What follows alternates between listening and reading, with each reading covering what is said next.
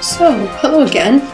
I'm sitting here waiting for my flight, waiting to leave, finally leave to go back home to Toronto for reading week, and thought I'd make another video. So, the Penguins played another game on Sunday.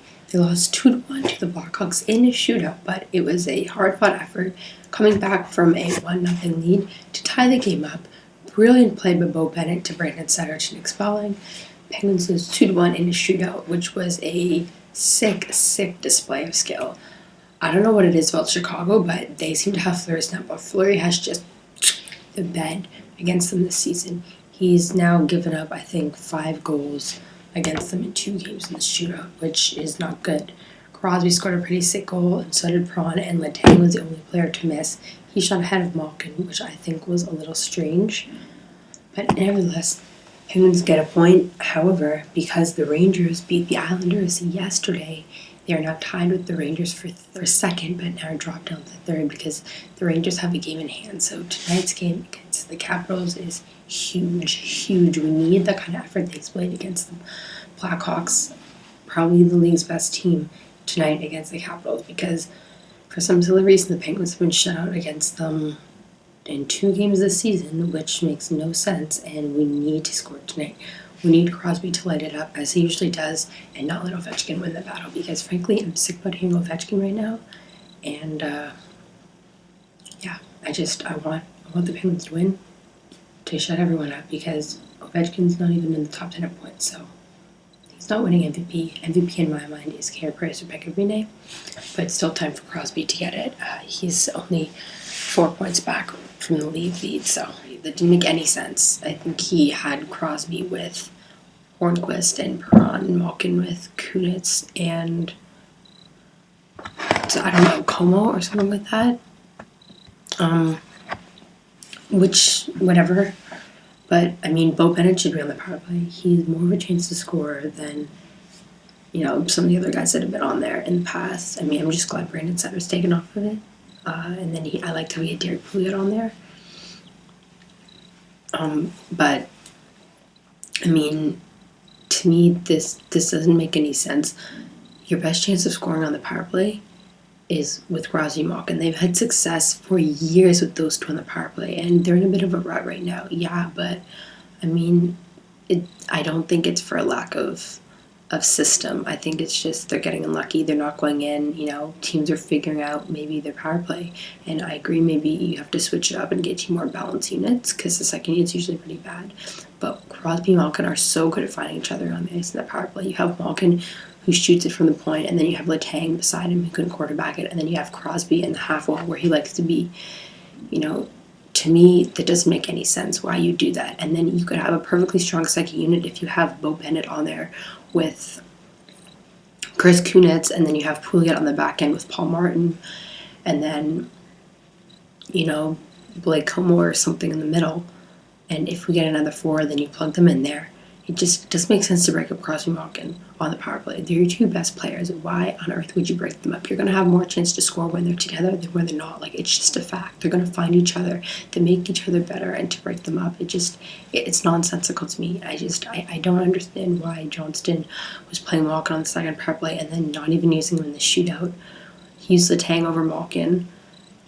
I mean, I don't think Letang is a better percentage than Malkin. I'm pretty sure they're about even. And you usually want to play the percentages in that situation. And Malkin's usually pretty good in the shootout. I'm pretty sure they're about even numbers. So I'm not sure why he used Letang. And Letang's attempt was not that great. So I don't know. He's made some questionable decisions lately. He keeps putting Bo Bennett with Brandon Sutter. He keeps beating that drum. And despite playing with Brandon Sutter and being dragged down, Bo Bennett had 9 shots and was all over the ice. And he's the reason why that goal by Nick Spalling happened. And there's no chemistry between Bo Bennett and Brandon Sutter. That's completely false. He's literally managed to drag down every single player he's played with. I was reading an article on HockeyBuzz.com by Ryan Wilson, and he mentioned how the only players who managed to keep Brandon Sutter afloat, his Corsi above, were the only players who managed to maintain a Corsi above 50 when playing with Brandon Sutter, or at 50. I think Bo Bennett, Chris Letang, Evgeny Malkin, and I can't remember who else, Paul Martin maybe, but Brandon Sutter is not good. Stop trying to make the chemistry happen, okay? It's not going to happen. what I would do is I would have Bo Bennett with Malkin and Hornquist. Como is more versatile. I understand he had good chemistry with Malkin early in the year, and I like it, but Bo Bennett is much more suited to the top six than Malkin. I'd have Bo Bennett there, and then I'd put Como down with Sutter, and then you're going to have to get another bottom six forward because it's still not good enough. The Penguins missed the boat of Mike Santorelli for the Leafs, but I really think someone like Daniel Winnick is attainable, and hopefully the price will get dragged down because it's a little steep right now, a second and a third, which the Penguins don't have a third round pick. I'm not sure if I'm going to give up a second round pick for Daniel Winnick. That's a little bit much. But someone like him or someone like a Sean Bergenheim, we definitely need someone to fill out a bottom six, and someone like Jeff Petrie on the defensive end would be a huge asset, or Andre Sekera. So there's still a lot of work that needs to be done, but Mike Johnston really needs to look at himself and realize that Brandon Sutter and Bo Bennett are not the answer. You apparently have an analytics guy. You're very, very aware of analytics. I've heard many reporters say it. You're very progressive on that front. Your analytics team should be telling you that Brandon Sutter is not a good player. He drags Bo Bennett down, and Bo Bennett is much better when he's not with Sutter than when he's with Sutter. He's way better with Crosby. He's way better with Malkin. He's shown chemistry with them in the future. The fact that he managed to get 9 shots with Brandon Sutter on his line is remarkable. It just shows how talented he really is, and he basically set up that whole time goal. So it's not Brandon Sutter on that line. It's Bo Bennett and then Brandon Sutter. Nick Spaulding, I thought he was terrible when we first got him. He's not great. He's not any worse than Brandon Sutter. You got to see if you can find a suitor for him. His contract's pretty bad. But, I mean, you got to see if you can move that contract because he's really not good at this point. And I think he's a detriment to the team.